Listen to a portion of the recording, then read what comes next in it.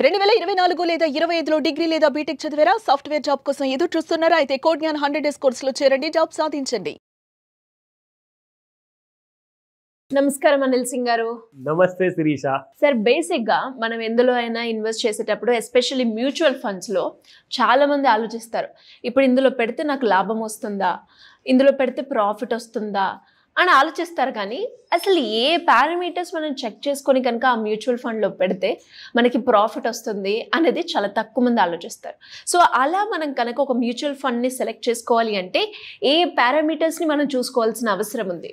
ఈ సంవత్సరం మొత్తానికి 2025 అక్టోబర్ నెలలో one of the top questions ఇది. One of the most concerning, most interesting and most rewarding question ఇది. సో ఈ ప్రశ్నకి సమాధానం మీ దగ్గర ఉందంటే మీరు పప్పులో కాలేసినట్టే మన ప్రేక్షకులు, ఎందుకంటే వాళ్ళకి తెలియని నిజాలని చెప్పబోతున్నారు. Okay, so you need to get deeper into the detail అనమాట. ఎందుకంటే ఇంగ్లీష్లో ఒక సామెత ఉంది, the devil is in the details అని చెప్పేసి. సో ఆ డీటెయిల్స్ ఏంటి, మీకు ఎలాంటి కైండ్ ఆఫ్ లాభం జరుగుతుంది అన్న విషయము ఈ వీడియో చూస్తేనే కానీ ఇప్పటిదాకా అవునా ఇంత మనకు తెలుసుకోవాల్సిన ఉన్న విషయాన్ని మనం ఇప్పటిదాకా ఎలా తెలుసుకోకుండా మనము రిటర్న్స్ హై మిగతా మ్యూచువల్ ఫండ్లో చూడగలుగుతున్నాము, కానీ మనం కొన్న మ్యూచువల్ ఫండ్ మాత్రం అంత రిటర్న్స్ ఇవ్వలేకపోతుంది. నా మ్యూచువల్ ఫండ్ కూడా నాకు ఇస్తుందండి రిటర్న్స్, కానీ ఒక టాప్ మ్యూచువల్ ఫండ్ ఏదైతే రిటర్న్ ఇస్తుందో అంత శాతం నాకు ఎందుకు రావట్లా, నేను ఎక్కడ తప్పు చేస్తున్నాను, what is that missing element చూపిస్తా. ఇక్కడ ఎవరిది కూడా I'm not doing any publicity here. ఎవరైతే ఎక్కువగా రిటర్న్స్ ఇచ్చారో వాళ్ళ గురించే మాట్లాడుతున్నా, ఓకేనా. ఇక్కడ దాదాపు శిరీష 30% వరకు ఇచ్చిన ఒక మ్యూచువల్ ఫండ్ కంపెనీ ఉంది, హెచ్డిఎఫ్సి ఫ్లెక్సీ క్యాప్, ఓకేనా. సో మనం ఏంటంటే ఒక సెక్టర్ని, ఒక థీమ్ని ఎగ్జాంపుల్గా తీసుకుంటున్నాం, nothing serious about it or nothing like secret about it. So మనం ఏం చేసామంటే ఫ్లెక్సీ క్యాప్ అన్న థీమ్ ఏదైతే ఉంటుందో దాన్ని మనం ఇక్కడ ఎగ్జాంపుల్గా తీసుకుంటున్నాం. సో చూసుకుంటే ఇక్కడ శిరీష ఈ కంపెనీ మ్యూచువల్ ఫండ్ దాదాపు 30% వరకు రిటర్న్స్ ఇచ్చింది. చూసుకుంటూ పోతే మొత్తము ఇక్కడ మనకు కావాల్సింది 30% ఈ కంపెనీ వాళ్ళు ఇస్తే ఇంకొక రెండో కంపెనీ ఏమో 27 ఇచ్చాడు. మొత్తం లాస్ట్లోకి వెళ్ళి అన్నిటికంటే తక్కువ కంపెనీ ఏది ఇచ్చింది అని చెప్పి చూస్తే శ్రీరామ్ ఫ్లెక్సీ క్యాప్. వీళ్ళు కూడా ఫ్లెక్సీ క్యాపే, హెచ్డిఎఫ్సి కూడా ఫ్లెక్సీ క్యాపే. మరి హెచ్డిఎఫ్సి ఎలా 30% ఇవ్వగలిగింది, శ్రీరామ్ ఎందుకు 16% ఇస్తుంది? అంటే నేను శ్రీరామ్ వాళ్ళు తప్పు చేస్తున్నానని చెప్పి నేను చెప్పట్లేదు, దయచేసి నన్ను క్షమించండి ఒకవేళ మీరు అలా అనుకుంటే. బట్ నేను ఇక్కడ ఉన్న నిజం గురించి మాట్లాడుతున్నాను. I'm only showing you the proof. అది ఎలా, ఎందుకు ఇక్కడ ఒక కంపెనీ తక్కువ ఇచ్చింది రిటర్న్, ఇంకొక కంపెనీ గత 5 ఏళ్లలో మీకు ఎక్కువ ఇచ్చింది. ఆ డిఫరెన్స్ ఇక్కడ మీరు చూస్తే అర్థమైపోతుంది. చూడండి, ఇక్కడ ఫస్ట్ కంపెనీలో వీళ్ళు ఇన్వెస్ట్మెంట్ చేశారు, ఐసిఐసిఐ బ్యాంక్ అన్న స్టాక్లో కొన్నారు. అది ఎంత కొన్నారంటే పర్సంటేజ్, ఇప్పుడు ఫర్ ఎగ్జాంపుల్ వాళ్ళ దగ్గర ఒక 1000 కోట్లు ఉన్నాయనుకోండి శిరీష, ఓకేనా. ఆ 1000 కోట్లలో వీళ్ళు ఏం చేశారంటే దాదాపు 9.21% వరకు ఆ డబ్బుల్ని ఆ కంపెనీలో షేర్స్ కొని పెట్టుకున్నారు. 9.21%, ప్లీజ్ గుర్తుపెట్టుకోండి ఈ ఫిగర్ని. 9.21% వీళ్ళు పెట్టుబడిగా పెడితే ఇక్కడ శ్రీరామ్ మ్యూచువల్ ఫండ్స్ వాళ్ళు కూడా ఐసిఐసిఐ బ్యాంక్ కొన్నారు. మరి వాళ్ళు ఎంత పర్సెంటేజ్ కొన్నారు? 5.6% మాత్రమే కొన్నారు. అక్కడ వాళ్ళు 9.21 అయితే ఇక్కడ వీళ్ళు 5.6 అంటే దాదాపు ఒక 3.5% వరకు తక్కువ పెట్టారు పెట్టుబడి. వీళ్ళు ఎందుకు పెట్టారు అది ఆ ఫండ్ మేనేజర్కే తెలుసు, నాకు తెలీదు. బట్ నేను మీకు ఇంకొక నిజం చెప్తా, అది వాళ్ళు ఏంటంటే అది కన్విక్షన్ లెవెల్స్ అంటారు, పారామీటర్ నెంబర్ 1, ఓకేనా. ఈ పారామీటర్తోని వాళ్ళు ఏం చేస్తారంటే నాకు కాన్ఫిడెన్స్ ఉంది, నమ్మకం ఉంది, ఈ స్టాక్లో బాగా కనిపిస్తుంది, నాకు రిటర్న్స్ ఇస్తుందని చెప్పేసి, బట్ ఎందుకో నాకు ఈ కంపెనీలో ఎక్కువ పెట్టుబడి పెట్టాలని చెప్పి లేదని చెప్పేసి ఆయన 5.6% పెట్టాడు. కానీ నిజం ఏంటో తెలుసా, యాక్చువల్గా any company which gives you return కదా, ఆ రిటర్న్ గురించి మీరు తెలుసుకోవాలి అంటే మీరు కొంత ఫండమెంటల్ అనాలిసిస్ తెలిసి ఉండాలి, మూడోది టెక్నికల్ అనాలిసిస్ తెలిసి ఉండాలి.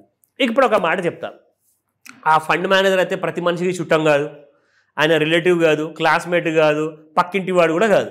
సో మరి అలాంటప్పుడు ఆయన ఎందుకు తక్కువ పర్సంటేజ్ కొన్నాడు, ఇంకొక అతను ఎక్కువ పర్సంటేజ్ ఎందుకు కొన్నాడు, అందులో రహస్యం ఏంటి అని చెప్పి తెలియాలి అంటే ఈ రెండు మీరు ఇంకొక 2 పారామీటర్స్ చెప్తున్నాను, అదే ఫండమెంటల్ అనాలిసిస్, మూడోది వచ్చేసేసి టెక్నికల్ అనాలిసిస్.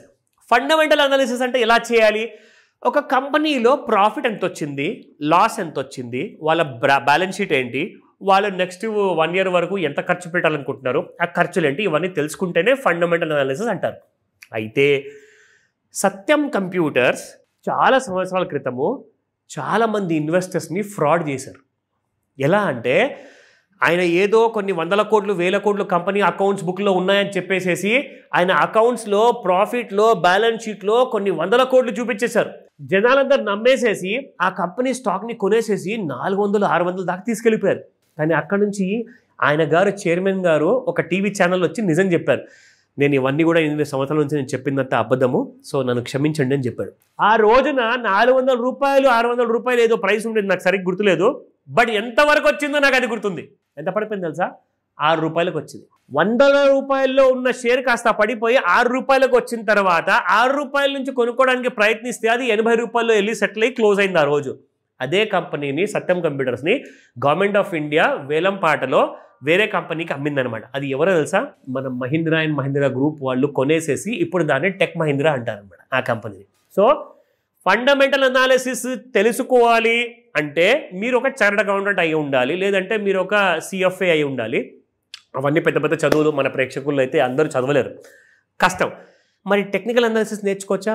చాలా ఈజీ, చాలా 100% ట్రాన్స్పరెంట్. ఎందుకంటే ఒక మనిషి ఒక బుక్ ఆఫ్ అకౌంట్స్లో మ్యానిపులేషన్ చేయొచ్చు, కానీ షేర్ మార్కెట్లో ఎలాగైతే షేర్ పెరుగుతుందో పడిపోతుందో ఆ లైన్ కరెక్ట్గా ఎన్ఎస్సి బిఎస్సిలో ట్రేడింగ్ అవుతున్నప్పుడు కరెక్ట్గా స్టాక్ ఎలాగైతే పెరుగుతూ పడుతుంది కదా, ఆ జెన్యూన్ లైన్ ఏదైతే ఉంటుందో అది 100% నమ్మదగ్గేది. మీరు నమ్మచ్చు, అందులో మోసాలు ఉండవు. ఒక రోజులో ఒక బార్ మనం చూస్తే ఇందులో ఎన్ని లక్షల షేర్స్ అమ్ముడుబడ్డాయి, ఎన్ని లక్షల షేర్స్ కొనబడ్డాయి అన్న విషయం మీకు ఆ వాల్యూమ్లో తెలిసిపోతుంది. ఓకేనా? అలాగే ప్రతిరోజుకు ఒక బార్ ఉంటుంది శిరీష. ఆ బార్ ప్రకారంగా మీరు తెలుసుకుంటే ఏమవుతుందంటే మీరు టెక్నికల్ అనాలిసిస్లో మీకు నిజం అనేది తెలిసిపోతుంది. అప్పుడు మీరు కూడా ఈ కంపెనీ వాడతను 5.6 కొన్నాడు కాబట్టి హెచ్డిఎఫ్సి లాగా మీరు కూడా వెళ్ళేసి 9.21% కంటే ఎక్కువగా మీరు కూడా పెట్టుబడి పెడతారు. ఎందుకంటే మీకు ఒక ఫుల్ క్లారిటీ వచ్చింది. సో పారామీటర్స్ తెలుసుకోకుండా మ్యూచువల్ ఫండ్స్లో పెట్టుబడి పెట్టాలి అనుకున్న విషయం మాత్రం చాలా తప్పు. ఒక ఫ్రెండ్ ఫాలో అయ్యాడు, ఒక కంపెనీ వాడు చెప్పాడని చెప్పేసి నమ్మకండి. మీరు మీ హోంవర్క్ చేసుకోవాలి అనుకుంటే మాస్టర్ క్లాస్ అటెండ్ అవ్వాలి, మీరు నేర్చుకోవాలి. పెట్టుబడి పెట్టే ముందు మీరు నేర్చుకుంటేనే మీరు ఒక సక్సెస్ఫుల్ ఇన్వెస్టర్ అవుతారు. లేదంటారా? ఇక్కడ వీళ్ళైతే మీకు 30% ఇచ్చారు రిటర్న్స్, ఇక్కడ వీళ్ళేమో మీకు 16% వరకు ఇచ్చారు. సో గుర్తుపెట్టుకోండి, 30% కావాలా 16% కావాలా? మీకు ఎక్కువ రిటర్న్స్ కావాలి అంటే నేర్చుకోమని చెప్తాను.